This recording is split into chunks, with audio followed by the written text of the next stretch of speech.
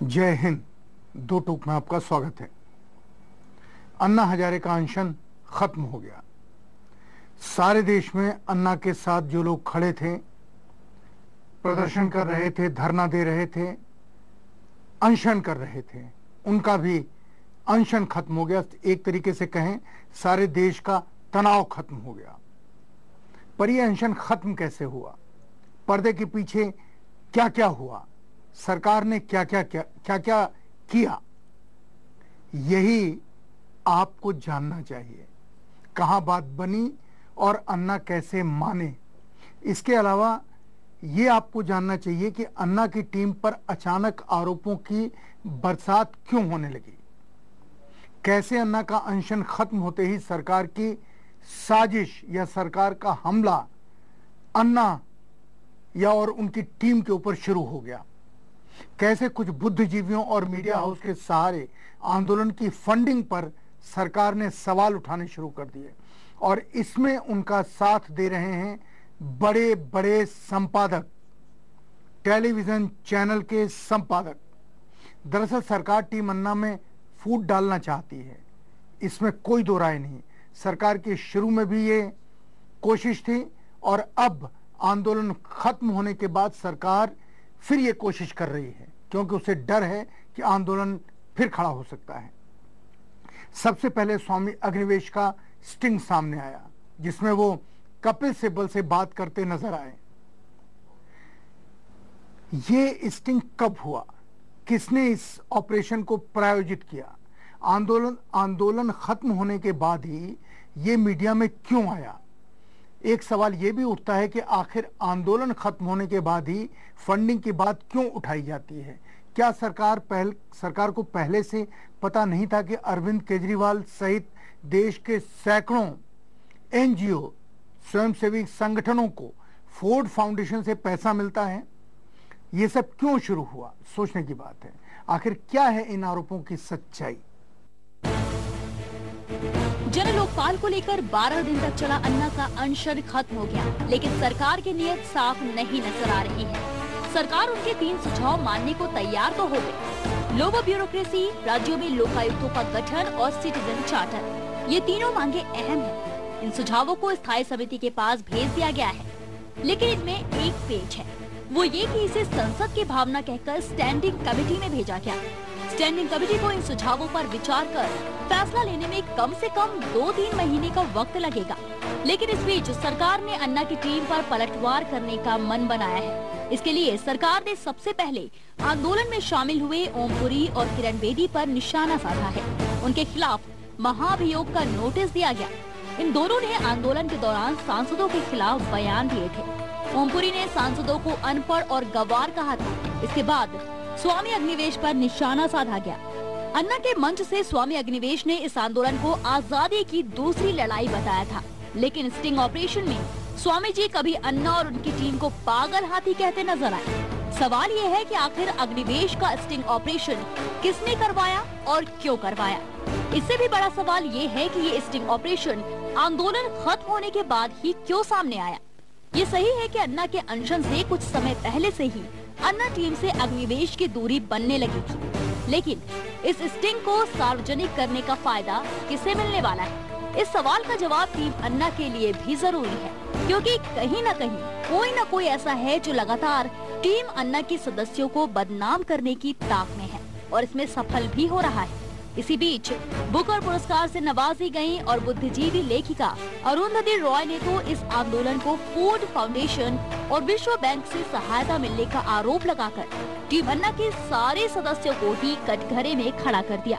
हालांकि ये कोई ऐसा सच नहीं है जिसे दुनिया नहीं जानती, लेकिन आंदोलन के बाद ही क्यों ऐसे सवाल उठाए जा रहे हैं? इसके अलावा किरण बेदी की संस्था पर भी विदेशी फंड लेने का आरोप लगाया जा रहा है। खैर, आरोप लगाने वालों का मुंह बंद नहीं किया जा सकता, लेकिन सच्चाई को सामने रखने में भी कोई परेशानी नहीं होनी चाहिए। इंडिया अगेंस्ट करप्शन ने इस आंदोलन में खर्च हुए एक पैसे का हिसाब अपनी वेबसाइट पर दिया है, फिर भी सवाल उठने बंद नहीं हुए हैं। पहले जब ज्वाइंट ड्राफ्ट कमेटी में भूषण पिता पुत्र को शामिल किया गया था, तब अचानक एक टेप सामने आ गया था, जिसमें शांति भूषण अमर सिंह से बात कर रहे हैं। एक बार फिर ये टेप प्रकरण सामने आ गया है। टीम अन्ना के एक महत्वपूर्ण सदस्य शांति भूषण की मुलायम सिंह यादव और अमर सिंह के साथ बातचीत की कथित सीडी को दिल्ली पुलिस अब फिर से सही बता रही है और अपनी क्लोजर रिपोर्ट में भी इस सीडी को सही बता रही है। ऐसे में ये जरूरी है कि टीम अन्ना के सभी सदस्य इन आरोपों का मजबूती से जवाब दें, क्योंकि ये मसला सिर्फ आरोप लगाने भर का नहीं है। इसके पीछे निश्चित तौर पर सरकारी मशीनरी भी लगी हुई है, जो जानबूझकर टीम अन्ना को एक बार फिर से बदनाम करने की कोशिश में जुटी हुई है। टीम अन्ना को ये सोचना होगा कि जन लोकपाल की इस लंबी लड़ाई में उन्हें सरकार नाम की एक मजबूत संस्था से भी लोहा लेना है, जिसकी चालबाजियों का शिकार ये लोग पहले भी हुए थे। हम अन्ना के द्वारा उठाए हुए सवालों और उन सवालों पर खड़े देश के लोगों का समर्थन करते हैं, पुरजोर समर्थन करते हैं, लेकिन अन्ना की टीम के सदस्य खासकर अरविंद केजरीवाल, किरण बेदी और मनीष सिसोदिया को चाहिए कि वे अरुंधति राय के विदेशी फंडिंग के आरोप का करारा जवाब दें, क्योंकि यहां सवाल सिर्फ इतना नहीं है कि कोई आप पर आरोप लगाए और आप ये कहकर अपना पल्ला झाड़ लें कि सबूत कहां है। अरविंद केजरीवाल के निकटतम सहयोगी मनीष सिसोदिया की संस्था कबीर को फोर्ड फाउंडेशन से पैसा मिलता है, और ये पैसा किस लिए मिलता है? इसलिए नहीं मिलता कि आप गरीबों की गरीबी दूर करें, भूख से लड़ें।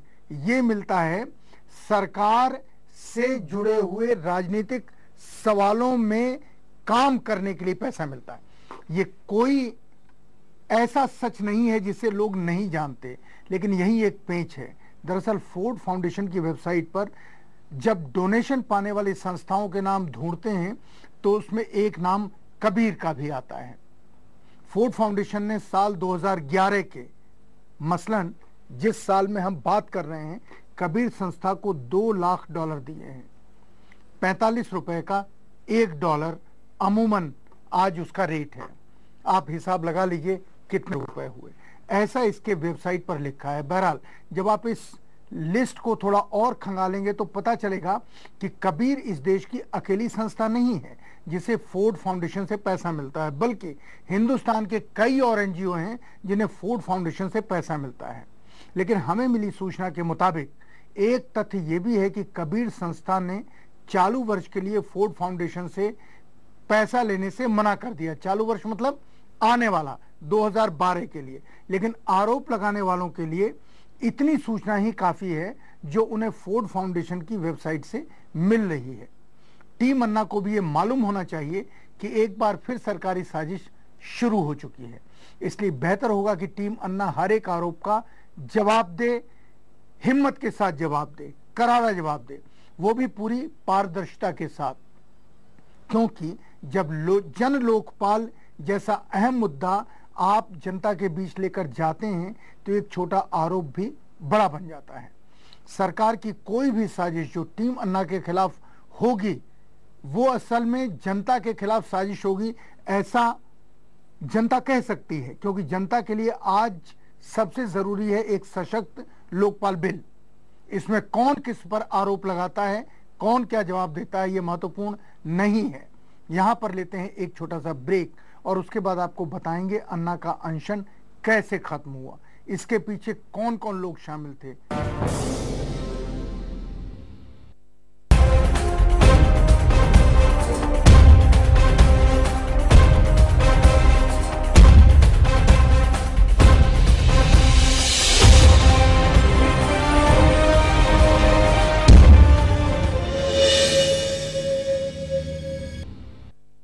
ब्रेक के बाद 2 टूक में आपका स्वागत है।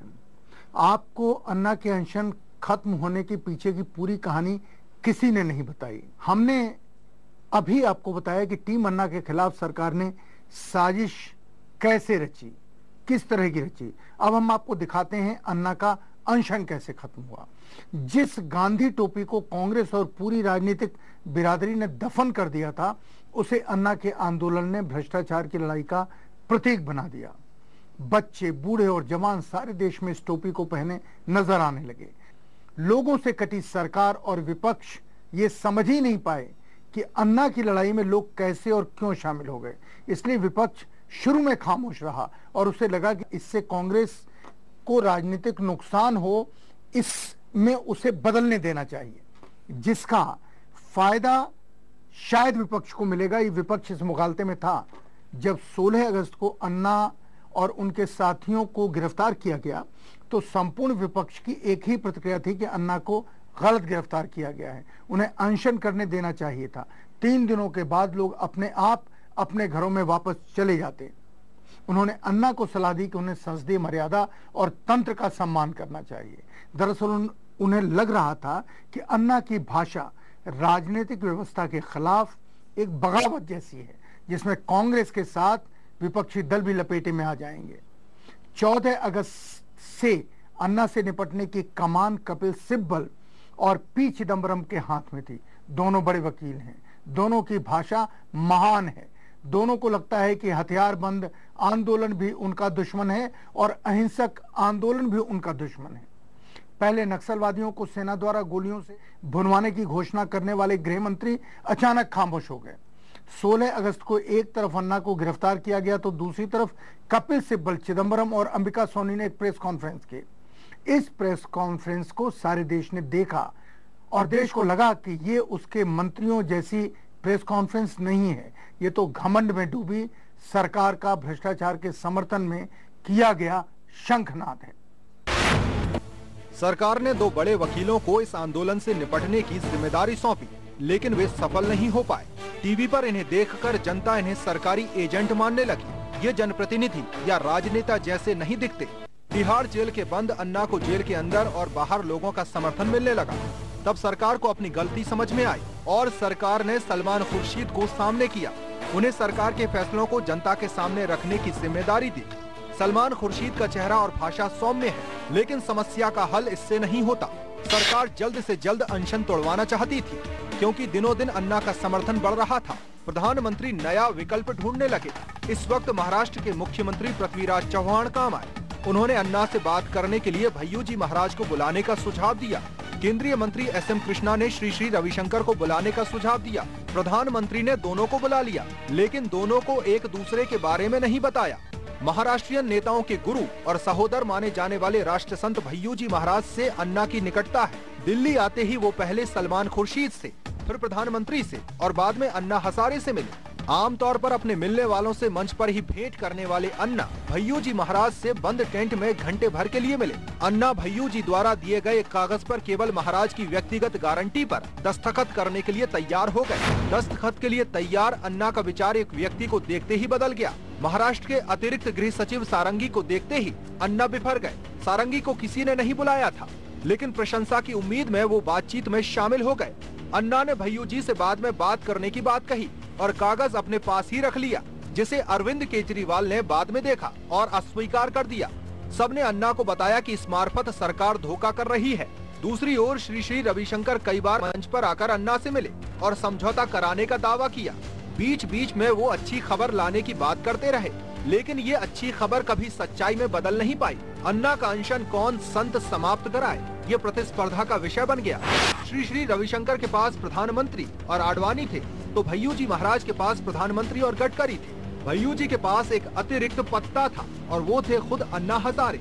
अचानक भय्यूजी पर्दे के पीछे चले गए और सलमान खुर्शीद और संदीप दीक्षित सामने आ गए। इसी बीच सरकार ने अरुणा रॉय को आगे लाकर नया दांव खेला। अरुणा रॉय राजस्थान में स्वयंसेवी संगठन चलाती हैं तथा सूचना के अधिकार के लिए संघर्ष करने वालों में से एक है। वे एनएससी में भी हैं। अरुणा रॉय हर टेलीविजन चैनल पर आईं, विशेषकर अंग्रेजी चैनलों पर। उन्होंने ये समझाने की कोशिश की कि अन्ना हजारे का आंदोलन और उनका जनलोकपाल बिल खतरनाक और गैर लोकतांत्रिक है। अरुणा राय ने लोकपाल का एक अलग बिल पेश किया। सरकार अब यह कहने लगी कि अन्ना के जनलोकपाल बिल के साथ साथ दूसरे सामाजिक संगठन की रायों पर भी बहस करेगी। इसका असर ये हुआ कि जनता को लगा कि सरकार टालमटोल कर रही है। दरअसल पूरी पार्टी कंफ्यूज थी। प्रधानमंत्री चिंतित थे। आंदोलन खत्म हो जाए इसके लिए हर किसी की मदद लेने को तैयार थे, लेकिन अन्ना की मांगों को मानना नहीं चाहते थे। जब ऑल पार्टी मीटिंग हुई तो सरकार का हौसला बढ़ गया।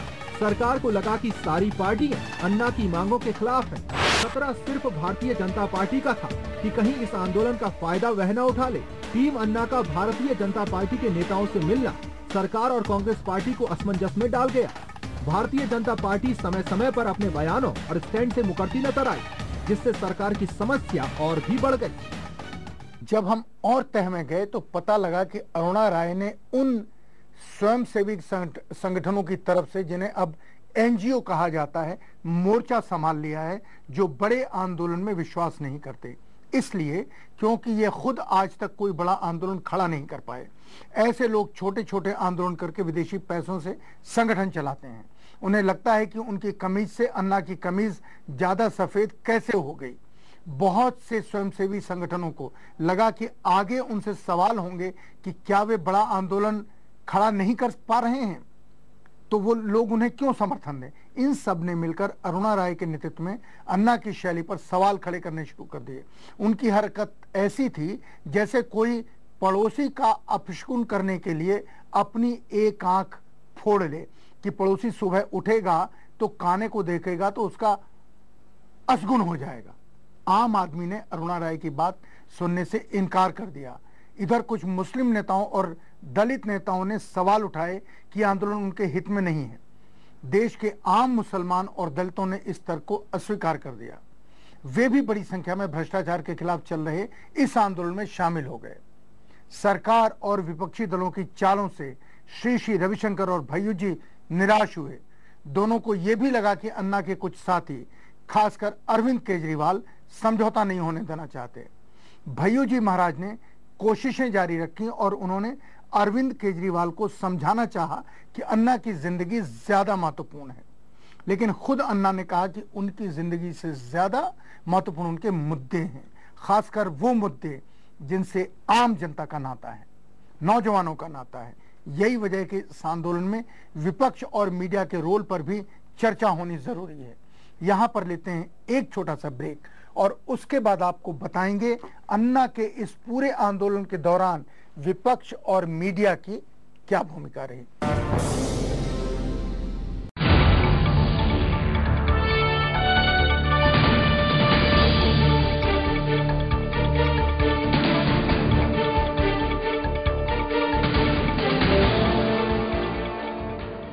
ब्रेक के बाद दो टूक में आपका स्वागत है।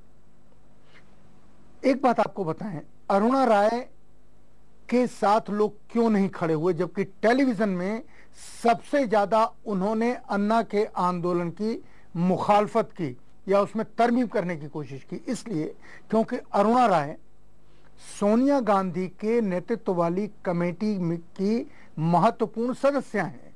लोगों को लगा कि इनके सारे कदम कहीं न कहीं सरकार और सोनिया गांधी को राहत दिलाने वाले हैं, इसलिए किसी ने अरुणा राय की बात पर ध्यान ही नहीं दिया।